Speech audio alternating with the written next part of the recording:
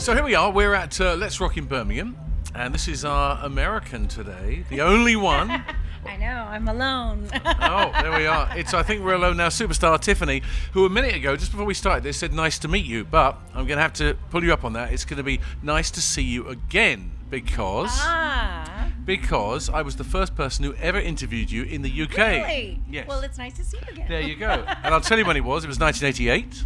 Yes. And you'd already been a phenomenon in America with your shopping mall thing. Mm-hmm. And you came to Capital Radio in London. I did. I remember, yes. And I was so nervous. You were nervous. I was very nervous. I mean, because this was, bigger than I ever imagined. Being a little girl back in America, dancing around her room, then getting a record deal, then having a hit. And then coming over to England and meeting different people and her fans. And, it was just a dream come true. I was taking it all in. Well, it was amazing because when you came, you were like nobody we'd ever met before, because you hadn't come from just like signing to a record company. You'd been slightly different. Tell us about how the shopping mall thing happened in America.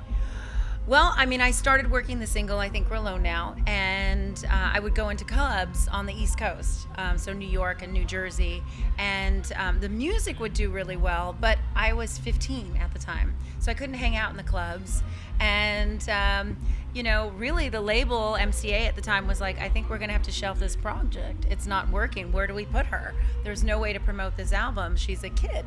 The music's doing good, but we don't know where to put her. And it was my A&R guy who was walking the shopping malls one day and thought, how about a mall?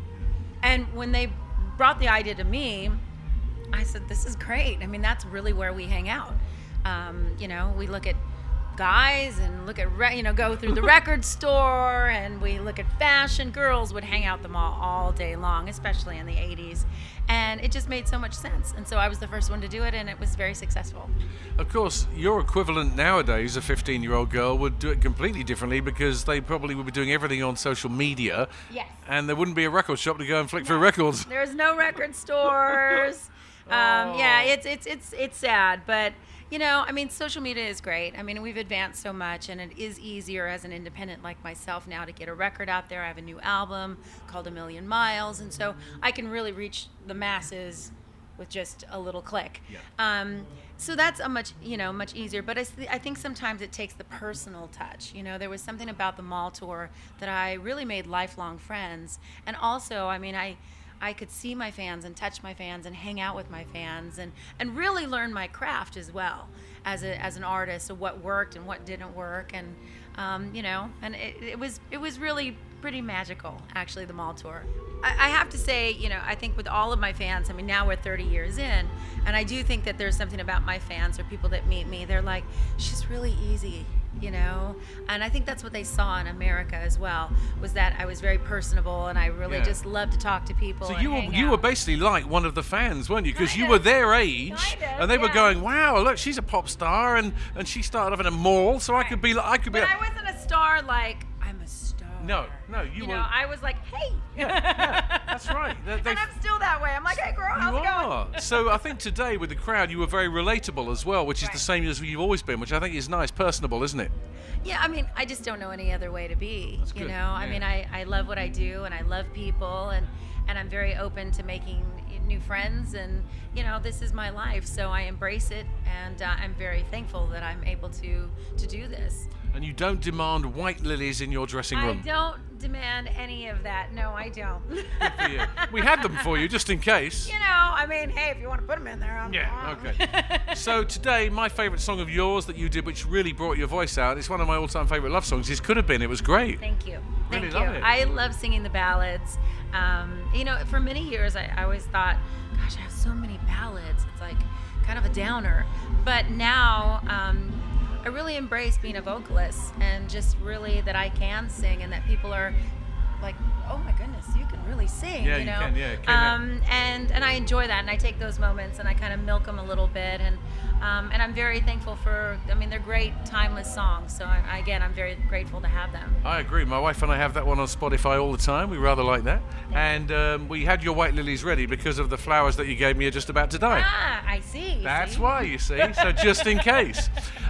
When you do a gig like this and you're in the UK, are you focusing on just a mass of people, or do you look into people's people's individual eyes when you're there? I look into their eyes, and I don't think that people expect that. No, it's nice. You know, because I look, and it's hard when you have a lot of people. Like today, there was a lot of people. That's why I was running around the stage. I probably look a fright right now, but you look great. You know, you got to work, and you got to do that energy. And I look at everybody's eyes, and you really do try to connect with everybody. It's a lot of energy, actually, to do that.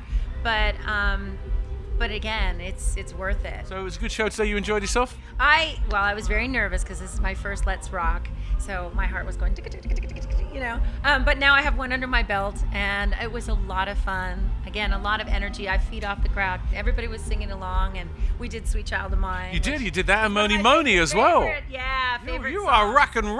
I am a little rock and roll. People don't know that about me. That's cool. Because it's quite versatile to do "Could Have Been" and then do "Sweet Child of Mine." People are going, whoa. I actually get to just kind of shake it off a little bit with Sweet Child. I mean, it has to be done right because it's a powerhouse song.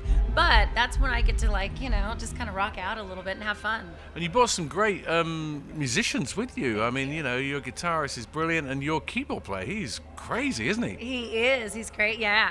I'm very proud of my band. They've been with me for about 5 years now, and we're doing a lot of different shows. Like in America, we're doing a lot of like the freestyle shows and big rock, festivals, retro festivals, and then also like Intimate Evening with Tiffany, which is a lot about the new album called A Million Miles.